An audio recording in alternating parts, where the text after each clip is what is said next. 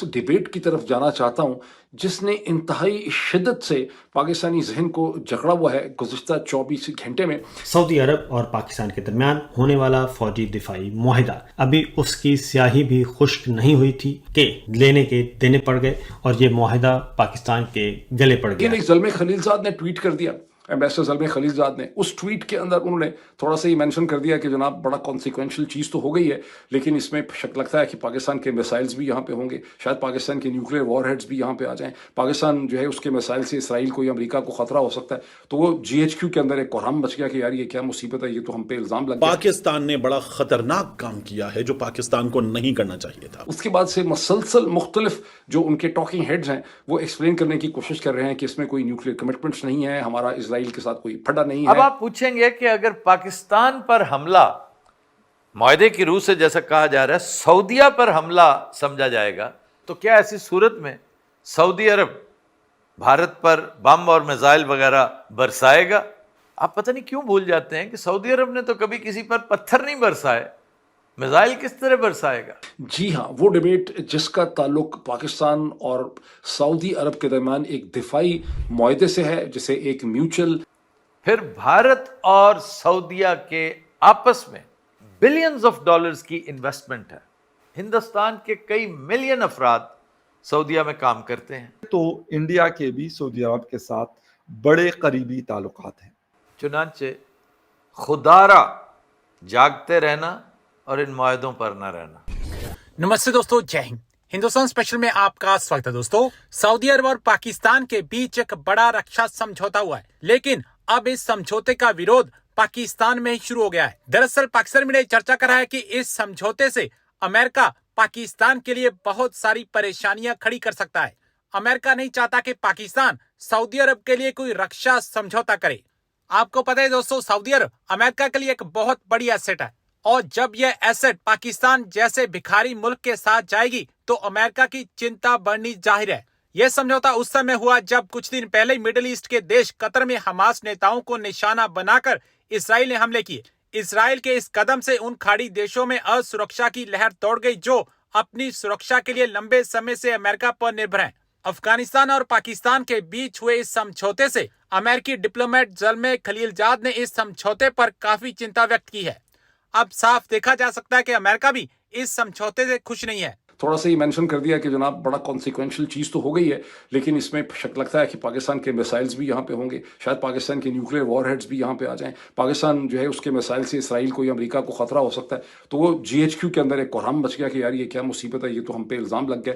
उसके बाद से मसलसल मुख्तलिफ जो उनके टॉकिंग हेड्स हैं वो एक्सप्लेन करने की कोशिश कर रहे हैं कि इसमें कोई न्यूक्लियर कमिटमेंट्स नहीं है, हमारा इसराइल के साथ कोई फटा नहीं है। खुद एक सऊदी ऑफिशियल ने रॉयटर खबर रखता एजेंसी से पिछले 24 घंटों में ये कह दिया, उन्होंने कहा कि ये किसी एक इवेंट के जवाब में, बिकॉज एक आम तासुर है कि जो इसराइल ने दोहा पे स्ट्राइक की है ये उसके कॉन्सिक्वेंस में हुआ। तो उन्होंने कहा किसी एक इवेंट से, किसी एक मुल्क से इसका ताल्लुक नहीं है, ये एक ऐसी डेवलपमेंट है जिस पे बहुत देर से प्रोग्रेस जो है हो रही थी।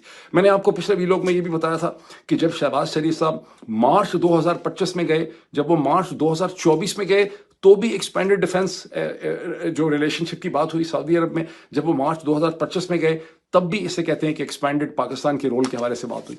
तो एक सारा का सारा प्रोसेस चल रहा था। और इसमें जो बड़ी इंटरेस्टिंग बात है कि अहमद कुरैशी साहब जो हैं, जो आप समझते हैं कि एस्टैब्लिशमेंट के बहुत करीब हैं, जो पहले पाकिस्तान टेलीविजन से वाबस्ता रहे हैं, टीवी एंकर हैं, कमेंटेटर हैं, बड़े इंटेलिजेंट आदमी हैं, बहुत प्रो मिलिट्री हैं, बहुत प्रो एस्टैब्लिशमेंट हैं, वो ये एक्सप्लेनेशन ट्विटर पर देते फिर रहे हैं कि भाई ये इसराइल के खिलाफ नहीं है, ये ईरान से इसका ताल्लुक है या इसका किसी और चीज़ से ताल्लुक है। लेकिन नहीं, अब डॉक्टर राबिया अख्तर जिनको जो बहुत इंटेलिजेंट हैं, उनका बेलफर सेंटर जो कैनेडी स्कूल है हार्वर्ड का, हार्वर्ड यूनिवर्सिटी का, उनकी जो पब्लिकेशन है बेलफर सेंटर की, उसमें डॉक्टर राबिया अख्तर का पीस छपा है जो मोर और लेस एकेडमिक लैंग्वेज के अंदर वही बात करता है जो अहमद कुरैशी साहब ट्विटर के ऊपर कह रहे हैं कि ये जो कुछ भी है इसका ताल्लुक इसराइल से नहीं है, ये एक लार्ज स्पेक्ट्रम चीज़ है, ये एक डिटरेंस है, ये एक किसे कहते हैं पहले से इसकी बात हो रही थी और उसमें कोई न्यूक्लियर अम्ब्रेला जो है इसके अंदर शामिल नहीं है, वगैरह वगैरह वगैरह।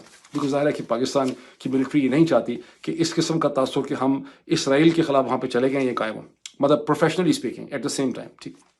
लेकिन कॉमन आदमी जो है, फिर सवाल ये पैदा होता है कि इसी वक्त ये म्यूचुअल डिफेंस एग्रीमेंट जो है ये इसी वक्त क्यों हुआ है।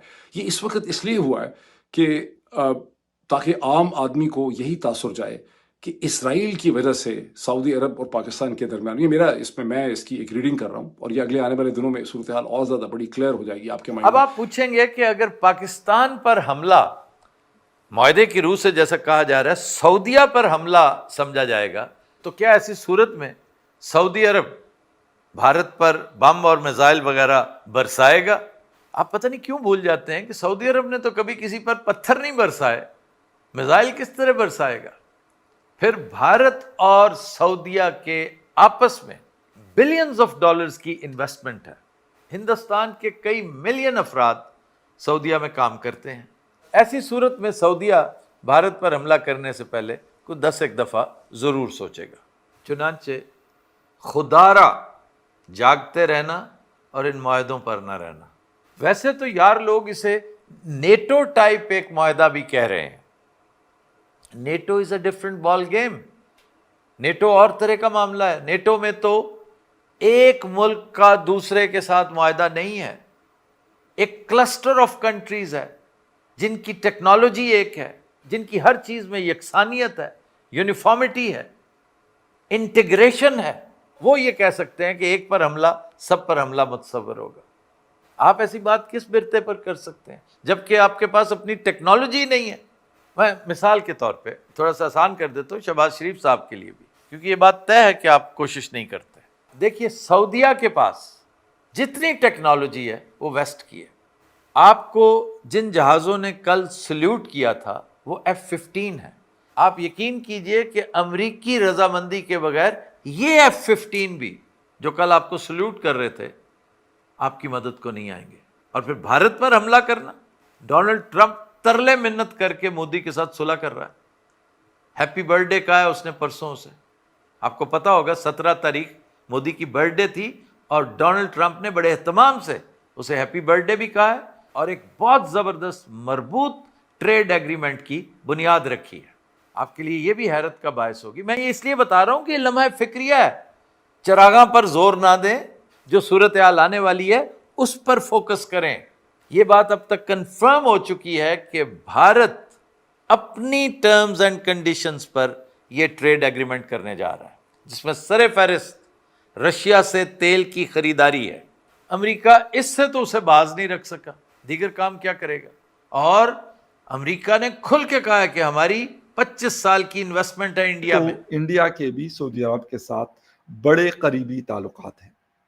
اس سے پہلے ہم نے دیکھا کہ نریندر مودی صاحب کو وہاں پہ سویلین ایوارڈ سے نوازا گیا، اور جب بھی انہوں نے دورہ کیا محمد بن سلمان نے ان کو اپنا بڑا بھائی قرار دیا۔ جب وہ دہلی میں تھے G20 میں، وہاں پر بھی یہ بات ہمیں دیکھنے کو ملی، اور جب نریندر مودی صاحب نے ریاض کا دورہ کیا تو وہاں پر بھی یہ بات ہمیں دیکھنے کو ملی۔ تو دونوں کے آپس میں کافی اچھے تعلقات ہیں۔